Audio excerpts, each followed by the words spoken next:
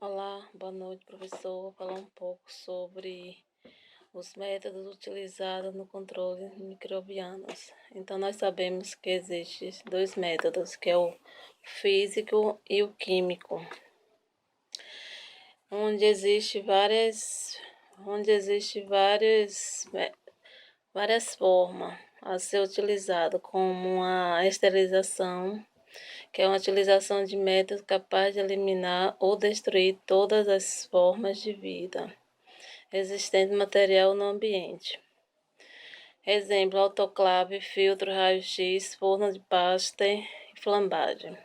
Sabemos também que existe a desinfecção, que é a utilização de um desinfetante capaz de destruir as formas vegetativas patogênicas.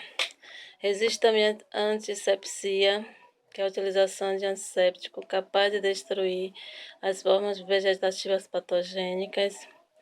Existe também a degermação, que é a utilização de substâncias capazes de solubilizar e eliminar as impurezas, e juntamente com elas os micro-organismos também são eliminados. Exemplos disso nós temos o detergente, sabonete, dentre outros. Temos também a asepsia, no caso é utilizar a asepsia utiliza um conjunto de medidas física e química que possa evitar a presença de entrada ou a proliferação de micro-organismos. Então, sabemos a importância desses métodos a ser utilizado como os métodos físicos, que existe o calor úmido, no qual ocorre a desnaturação de proteínas, e o calor seco, promovendo a oxidação proteica. Vou falar um pouco sobre o calor úmido. Calor úmido sem pressão, que é a água em ebulição, onde a água a temperatura acima de 60 graus Celsius por 30 minutos destrói as formas vegetativas dos micro-organismos, sem afetar as formas esporuladas. Sabemos que nessa água em ebulição não mata todos os endósporos, não mata todos os tipos de vírus, ou seja, sobrevive até 30 minutos de fervura. Alguns endósporos bacterianos resistem várias horas, então não é tão seguro esse método. Temos também o calor úmido com pressão, que é o vapor sob pressão, é a forma mais segura de destruir todas as formas de vida microbiana. A autoclave é um equipamento indispensável nos laboratórios de microbiologia ou em salões, consultórios, clínicas. Sabemos a importância desse aparelho para a segurança para assegurar a forma de esterilização mais segura na realidade. Então, é necessário que o ar seja substituído pelo vapor úmido no interior da autoclave, garantindo a qualidade da esterilização. Porém, alguns materiais não devem ser esterilizados em autoclave, como as substâncias sensíveis ao calor e à umidade, vitaminas, papel, pó. Materiais cortantes também não devem ser utilizados nesse equipamento, nessas autoclaves, e até mesmo substâncias oleosas também não devem ser utilizadas. Sabemos também que existem outros métodos, que é o calor seco, que é a flambagem. É uma ação direta chamada de bico de Bunsen sobre agulha ou alça de platina até esta ficar incandescente, tornando-a esterilizada. Temos também outra forma, que é a incineração, combustão de material contaminado, bastante utilizado para material hospitalar, como sacos, agulhas, bandagens, etc. Temos também outra forma, que é o forno de ar quente ou forno de Pasteur. equipamento no qual são ar-condicionado, os materiais vidraçarias, embalados, etc. Onde a temperatura é mais baixa, requer maior tempo de exposição.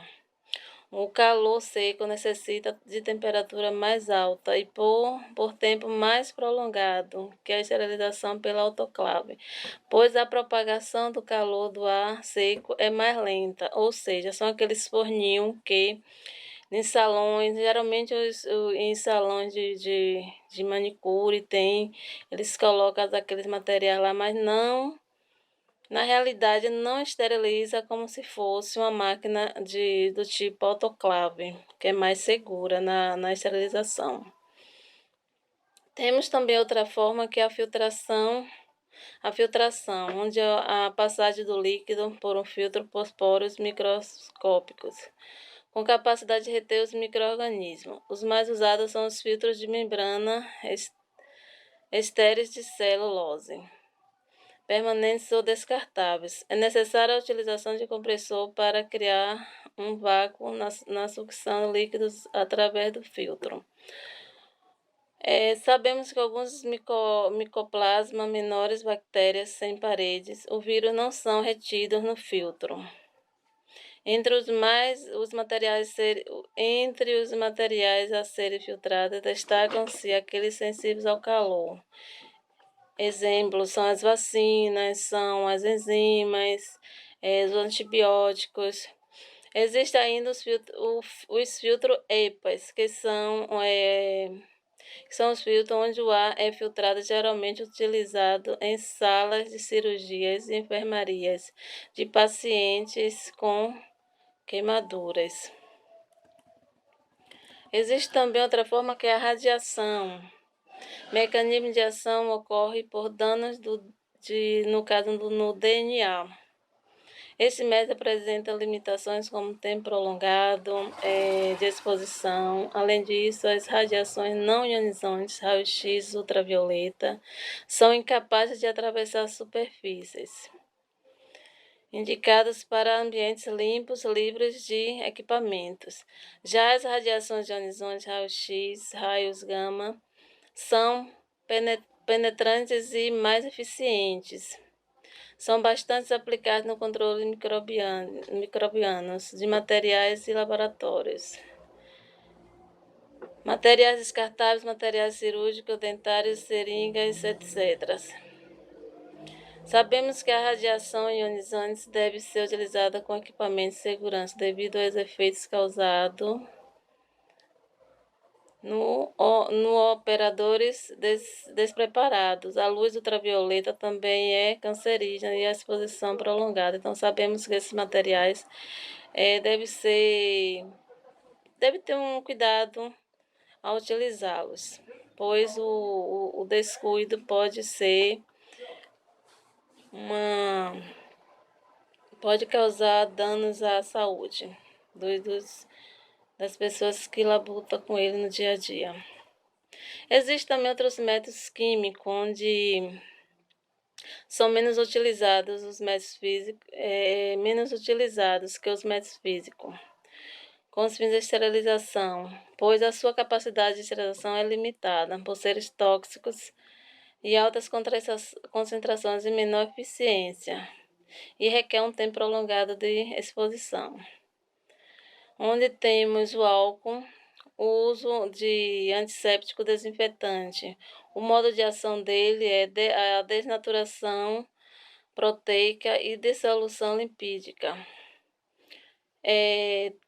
Não é muito vantajoso, porque ele deixa menos ativo para os esporos.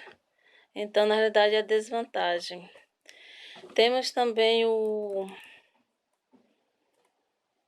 os compostos quaternários de amônio, antisséptico desinfetante. O modo de ação dele é alteração de membrana. Então, a desvantagem é que não inativa os esporos. Temos também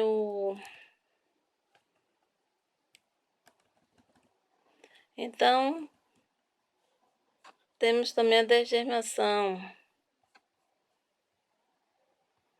que é utilizada a desgerminação é a forma de é utilizada na substância capaz de solubilizar e eliminar as impurezas. Juntamente com elas, os micro-organismos também são eliminados. É o tipo de usamos sabonetes, detergente para combater esses micro-organismos. Então,